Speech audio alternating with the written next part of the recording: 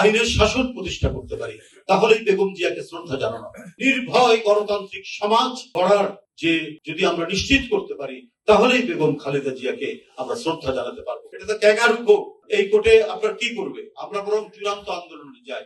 না, আন্দোলনের জন্য প্রস্তুতি নাও, কিন্তু আমি শেষ পর্যন্ত দেখে ছাড়বো, আইনি লড়াই করবো। এই যে খোকন ভাইরা আছেন এখানে, সবাই উপস্থিত আছে, তারা বীরের মতো সেদিন লড়েছেন। আমার চোখের সামনে দেখা তারা কিভাবে সেখানে কাজ করেছে, সে কিভাবে জজের সাথে সেখানে লড়াই করেছেন, এবং বাহিরে তারা কিভাবে কথা বলেছেন সাংবাদিকদের সামনে ম্যাডামকে নিয়ে। কিন্তু তাও তিনি আইনের যে প্রক্রিয়া, সেই প্রক্রিয়া থেকে তিনি বিচ্যুত হন।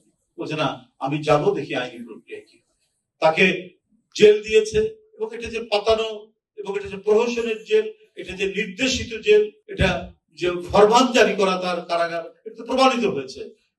কি বলে, লোয়ার কোর্ট দিল 5 বছর, হাইকোর্ট দিয়ে দিল 10 বছর।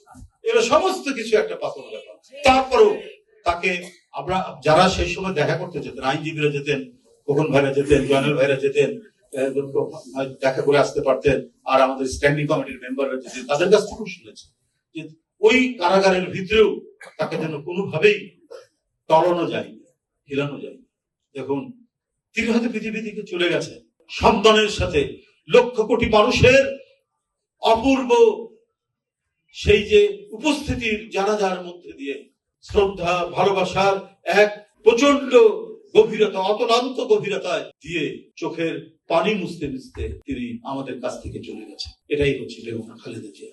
উপস্থিত আইনজীবী বৃন্দ, তাই ছোট্ট পরিসরে ছোট্ট কথায় তার কথা বলা যাবে না, তার বর্ণনা করা যাবে না। তিনি এদেশের মানুষের কাছে এমন মহিরূহ হয়ে উঠেছিলেন, তার সামগ্রিক ভাবে এত বিশাল এক বৃক্ষ, এই বৃক্ষের ছায়ায় যেন গোটা জাতিকে তিনি ছায়া দিয়ে রাখতে চেয়েছেন, এবং তাই করেছেন। শেষ দিন পর্যন্ত, মৃত্যুর দিন পর্যন্ত তিনি সেই ভূমিকায় পালন করে গেছেন।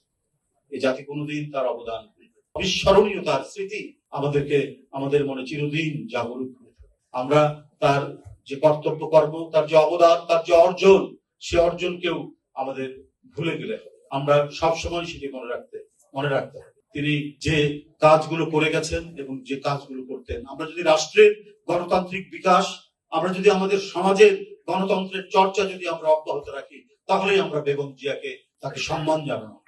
আমরা যদি আইনের শাসন প্রতিষ্ঠা করতে পারি, তাহলেই বেগম জিয়াকে শ্রদ্ধা জানানো। আমরা যদি কথা বলার স্বাধীনতা, আমাদের কণ্ঠকে, আমাদের মত যাই হোক না কেন, ভিন্ন মত থাকতে পারে, কিন্তু সব মত একটি জায়গায় একটি দেশে তারা কথা বলবে। কেউ গুমের ভয় করবে না, কেউ গুপ্ত হত্যার ভয় করবে না, কেউ রাষ্ট্রীয় কোনো হত্যার ভয় করবে না। এই ধরনের একটি নির্ভয় গণতান্ত্রিক সমাজ গড়ার যে যদি আমরা নিশ্চিত করতে পারি, তাহলেই বেগম খালেদা জিয়াকে আমরা শ্রদ্ধা জানাতে পারবো, কারণ তিনি এই কাজগুলোই করতে চেয়েছেন।